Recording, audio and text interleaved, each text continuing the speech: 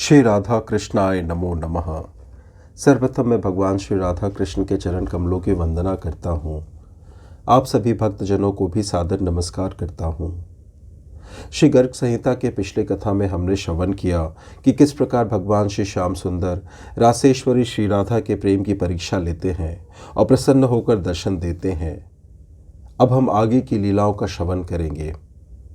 आज से हम प्रेम रस के महासिंधु रासलीला के उपाख्यान का वर्णन श्रवण करेंगे। श्री गर्ग संहिता में यह लीला अति विस्तार से है, इसलिए मैं इसे 3 भागों में प्रस्तुत करूंगा। आज की कथा इस श्रृंखला की पहली कड़ी है। कथा इस प्रकार से प्रारंभ होती है। राजा बहुलाश ने पूछा, देवर्षि श्री राधा को दर्शन दे। उसके प्रेम की परीक्षा करके भगवान श्री कृष्ण ने अपनी लीला शक्ति के द्वारा आगे चलकर कौन सी लीला प्रकट की।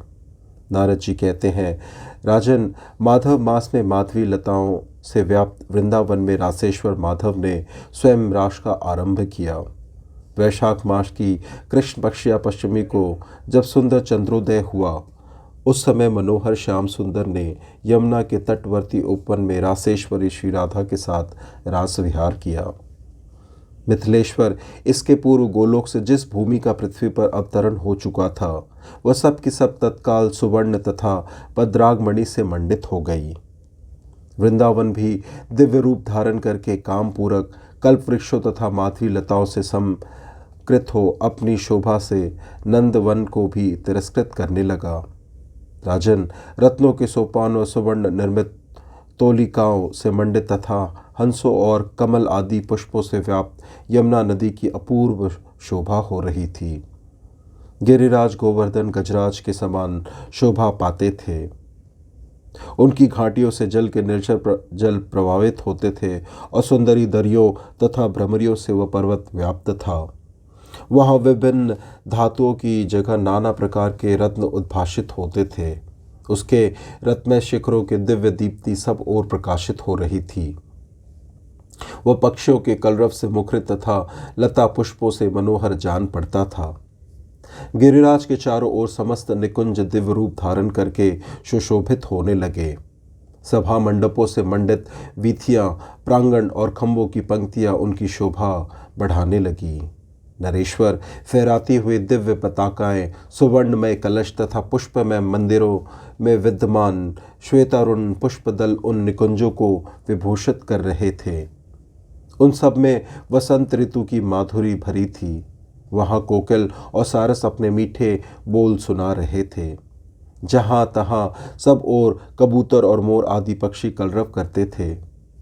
श्री राधा कृष्ण की पुण्यमयी गाथा का गान करते हुए टूट पड़ने वाले मधुमत भ्रमरों से सभी कुंज विशेष शोभा पाते थे।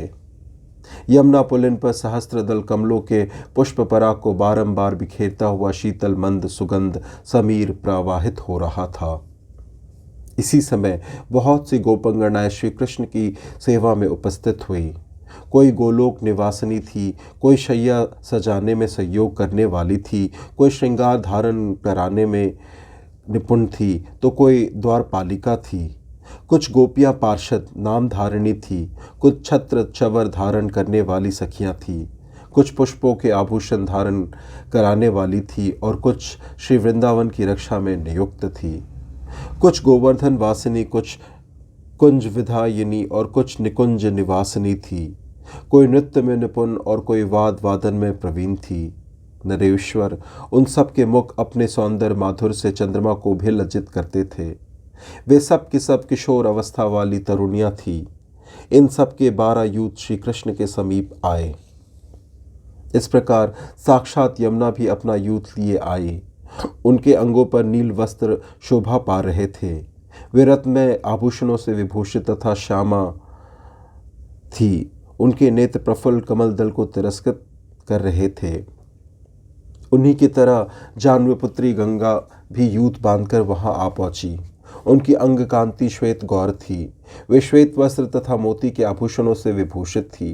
वैसे ही साक्षात रमा भी अपनी यूथ लिए आई। उनके श्री अंगों पर अरुण वस्त्र सुशोभित थे। चंद्रमा की सी अंग कांति अधरों पर मंद मंद हास की छटा तथा विभिन्न अंगों में पद्रागमणि के बने हुए अलंकार शोभा दे रहे थे। इसी तरह कृष्ण पत्नी के नाम से अपना परिचय देने वाले मधु माधवी वसंत लक्ष्मी भी वहां आई।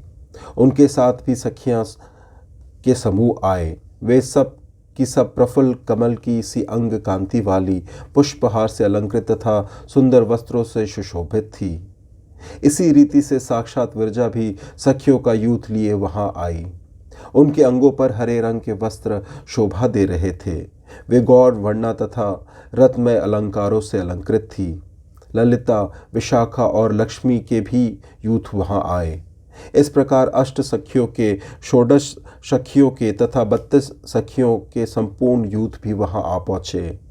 राजन, भगवान श्याम सुंदर श्री कृष्ण उन युवती जनों के साथ रास मंडल की रंगभूमि में बड़ी शोभा पाने लगे।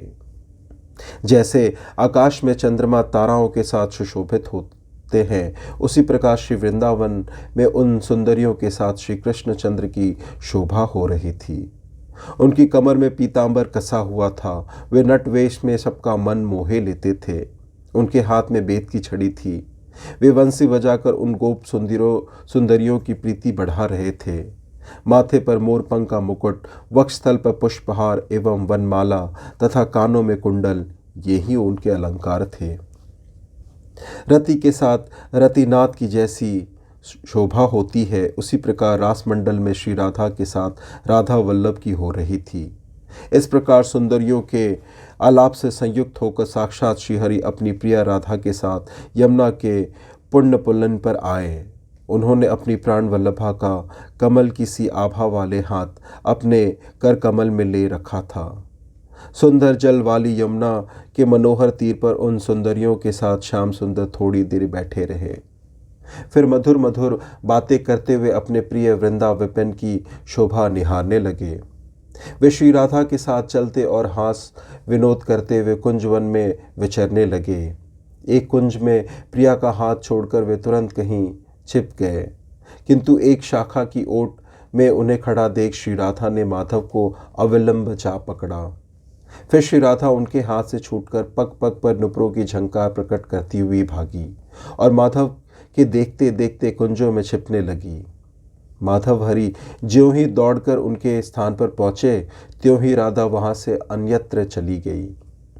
वृक्षों के पास हाथ भर की दूरी पर इधर उधर वे भागने लगी। उस समय श्री राधा के साथ श्याम सुंदर हरि की उस तरह शोभा हो रही थी जैसे सुवर्ण लता से श्याम तमाल की, चपाल से घन मंडल की तथा सोने के खान से नीलाचल की होती है। वृंदावन में रास की रंग स्थली में रति के साथ कामदेव की भांति विश्व मोहिनी श्री राधा के साथ मदन मोहन श्री कृष्ण सुशोभित हो रहे थे।